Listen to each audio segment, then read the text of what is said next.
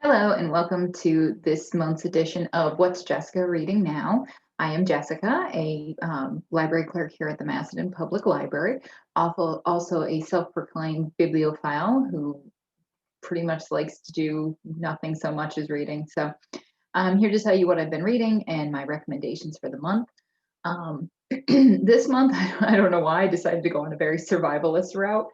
So I have a couple of books in that category. So I'm going to start with one that is a new arrival to our library. This one was on our new shelf of the young adult section or teen section, called The Ballad of Amy Miles by, oops, I can't see the author's name. I don't want to say her name wrong. Christy Dallas Alley is the name of the author. I read this one when we first got it back in September. It was a very easy read, very simple read, I would say. It's not a terribly complicated prose or story. But just to give you an idea, it is a YA novel of survival and self-discovery. It's set in a post-apocalyptic world in which the main character, Amy, has been raised on a survivalist compound.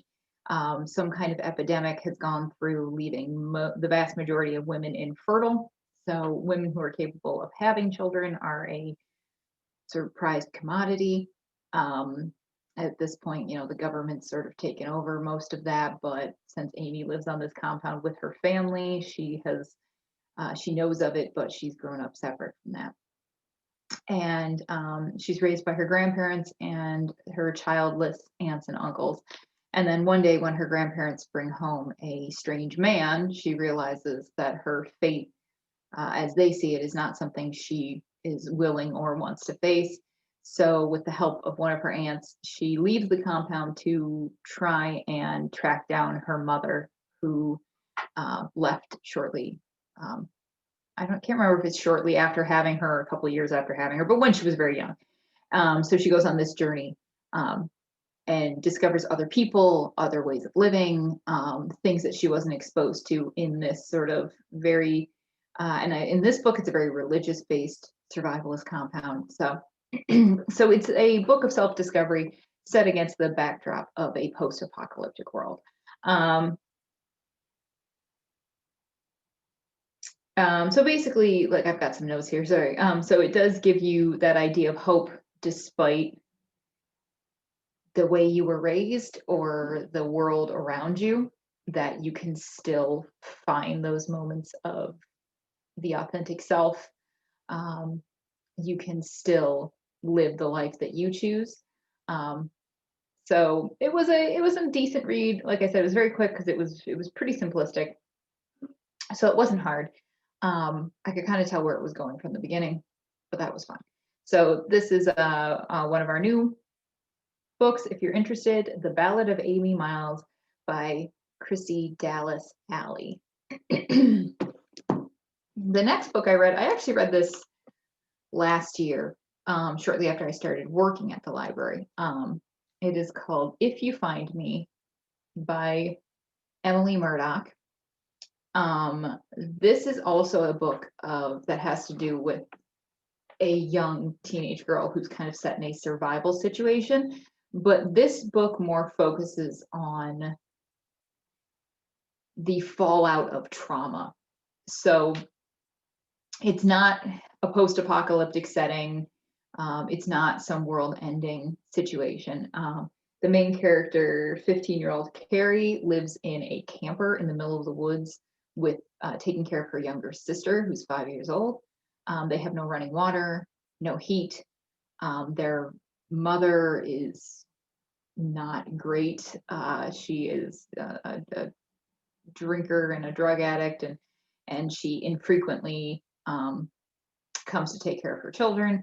And then when the book starts, it's been a long time since their mother has been there, and they're starting to, run out of provisions, and Carrie is worrying about how to take care of her younger sister. But since this is the only way she's lived for the past 10 years, she very much so distrusts the world at large. And one day her whole way of living is thrown into chaos when a social worker and her estranged father come and find them in the woods. You find out later it's that the mother has written a letter saying this is where they are.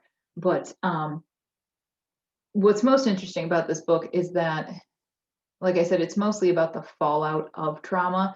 So Carrie is thrown into the modern world, into things like high school and clothes shopping and things that we would consider, normal teenage activities. And she doesn't know how to deal with them because this is not how she's lived.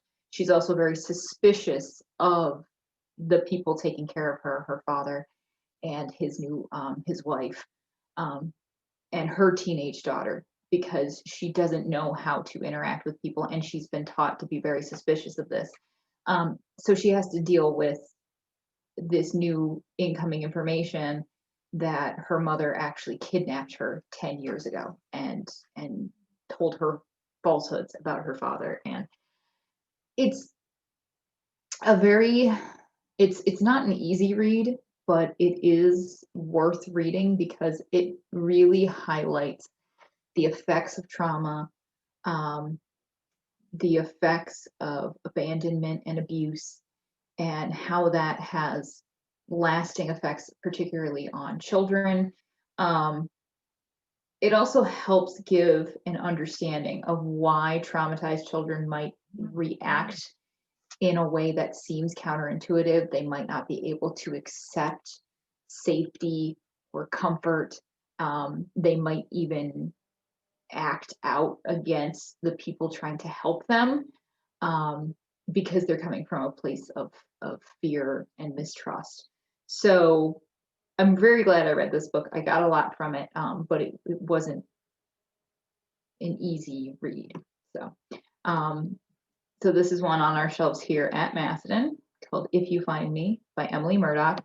Not to be confused for another author who has the exact same name. This is the only book that this Emily Murdoch has written. There's another Emily Murdoch I discovered who writes Regency romances. So they're not the same author. I got confused there for a while, but this is one we have on our teen shelf. The next book that I picked up this month was Instructions for the End of the World by Jamie Kane. This was another one where it had to do with a teenage girl taking care of a younger sister. She lives with her mother and father, who the father is a very survivalist mentality, almost, doomsday prepper sort of mentality. And the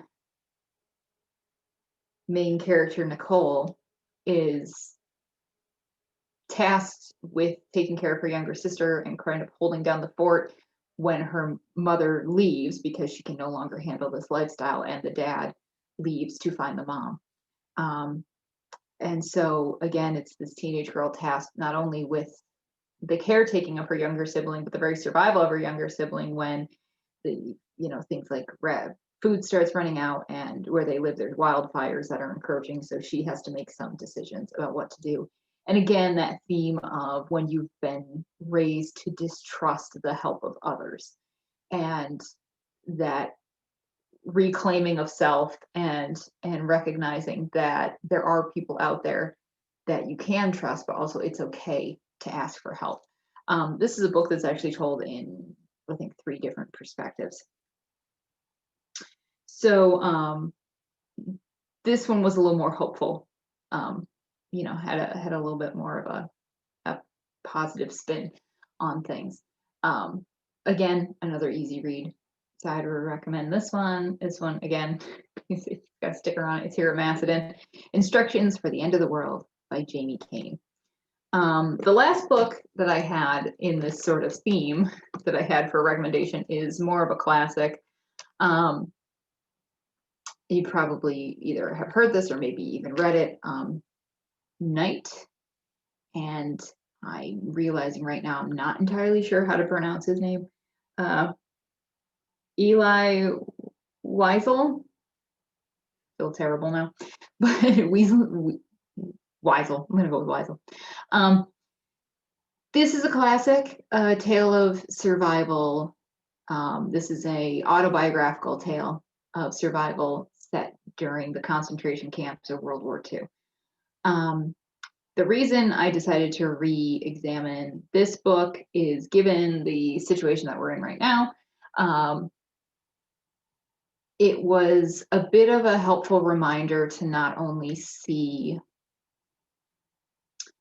what people have survived in the past and how you can still come out the other side having hope and having positive feelings towards your fellow man. So I just thought it felt like it was a good reminder for this particular period right now, when we have so much kind of everything's up in the air, got a little bit of strife going on. So again,